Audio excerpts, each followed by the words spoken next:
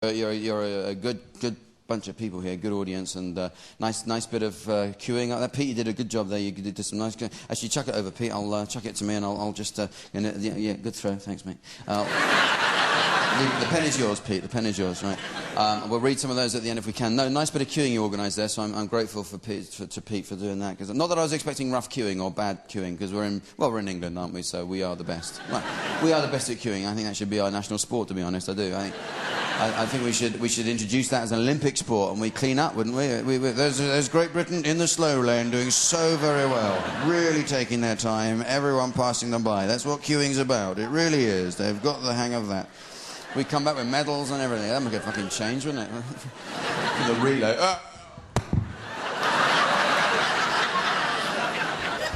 Sorry, but I'm not an Olympic coach. But my tip is, if you're going to do a sport at the Olympics, for Christ's sake, try it before you get there. Do you know what I mean? Don't let us all down in that way. And it made me cry, that effort, the Olympics. There was a kind of real, the British team, there was a kind of real going for bronze feel to it all, wasn't there? You know what I mean? There was a kind of, all these British athletes, you know, being interviewed, going, yeah, well, the main thing is I've had a really great time. No, it's not. No, we could have sent Keith Chegwin. He'd have had a great time.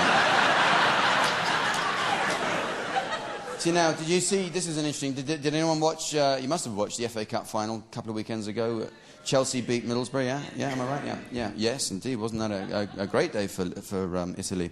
And no, spare a thought for those Middlesbrough fans, ladies and gentlemen, because they did have a rotten time of it. I mean, they lost 2 cup finals and they were relegated, and to cap it all, had to go back to Middlesbrough afterwards, which I just hope they managed to get a hot, nourishing meal before they left. But anyway, no, my point is this about the FA Cup final, right? Now, my point is this. Yeah, I'll be welcome up north next time. Yeah. What got me is, on the Sunday after the Cup final, the whole Chelsea team were paraded up the King's Road here on top of a bus. And it was a hero's welcome, and the streets were swarming, and hooray, you're heroes, hooray, welcome back. And right and proper, it was a topless bus, of course. They weren't clinging on to the number 11 for dear life. You know. What bloody idea is this, for Christ's sake?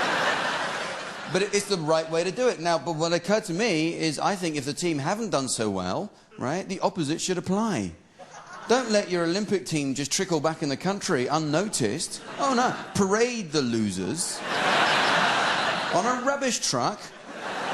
Let them know that you're ashamed. Boo, you shit, boo.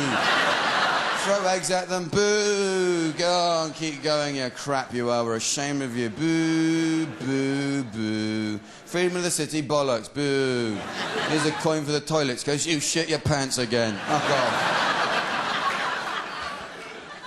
And the tragedy of it was, when I was watching it, I became glad that the Olympics wasn't coming to Britain. That was the shame of it for me. I thought, I'm glad it's not, because it was a very close thing. Do you remember, between Manchester and Sydney was, you know, whew.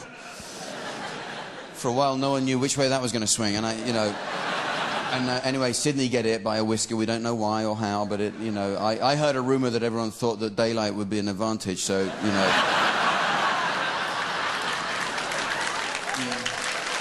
But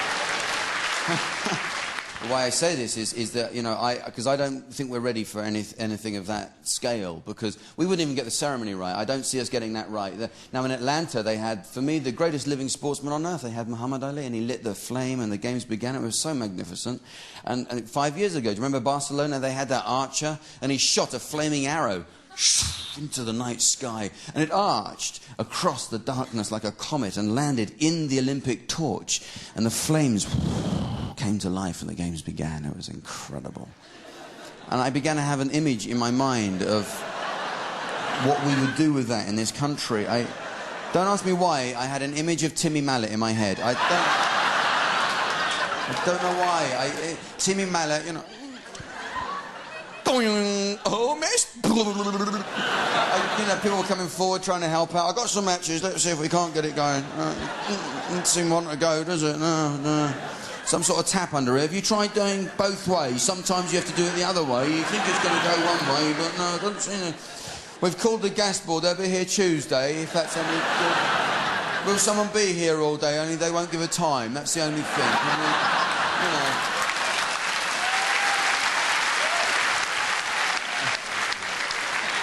I had an image I had an image in my mind of Ian Botham stepping forward and saving the day by lighting his farts, you know. Let the games begin. Ian, you're a hero. We'd have to keep feeding him beans for 2 weeks to keep the flame going. And go, yeah, keep going. I can't keep going. No more. How much? See, we wouldn't have an Olympic torch. We'd just have Ian Botham's big fat ass up there on fire for 2 weeks. No disrespect, you know. But I do. I mean, you know, I do. I mean, look at our game of cricket, for Christ's sake. When are we going to sort this fucking out? You know what the score was today? All out for 77. It's like a football score. It's pathetic. You know where we went wrong with cricket? You know where we went wrong? When they asked for pads. That's when we went wrong. They said, why do you want pads? Well, because, you know, you can have pads if you want. So they had pads, they got their pads on. And then they said, can we have gloves as well? Oh, yeah, OK, you want gloves. And then they want something for her elbow, because if it gets in your elbow, it hurts, you know. You can have a hat. Yeah, you can have a hat, have a fucking what you want. You know, sooner or later, they're just going to come out in a cupboard with a cricket bat hanging out. But what they should have done, they should have been tough with these people. When they said, hey, do you think we could have pads? You should have, why? Because if you miss the ball and it hits your leg, it fucking hurts. Yes. Yes, doesn't it? That's the point, my friend. Hit the fucking ball! See? Yeah. You want to get our cricket game back on course, send them out there stark bollock naked. I swear to God, they will bat like demons. They'll be gone.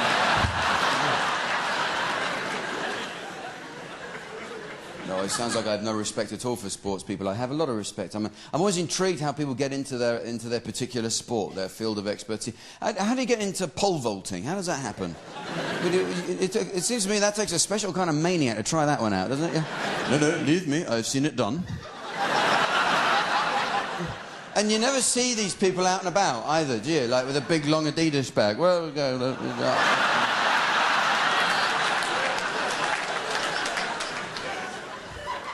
But our attitude of sport can best be summed up by what occurred in this great city of ours only a few weekends ago, the London Marathon. Now, I don't know what is the kindest way to deal with someone who chooses to run 26 miles round our capital dressed as a fucking alarm clock, right? But I feel that there should be somewhere they can be kept safe, at least from themselves, for the day. Do you know what I mean? Well, you see these people, they don't even look fit. They've got their little watch on showing if their heart rate's going, and they go, still going, still going, still alive. What happens if you drop dead? Do you think the watch just goes...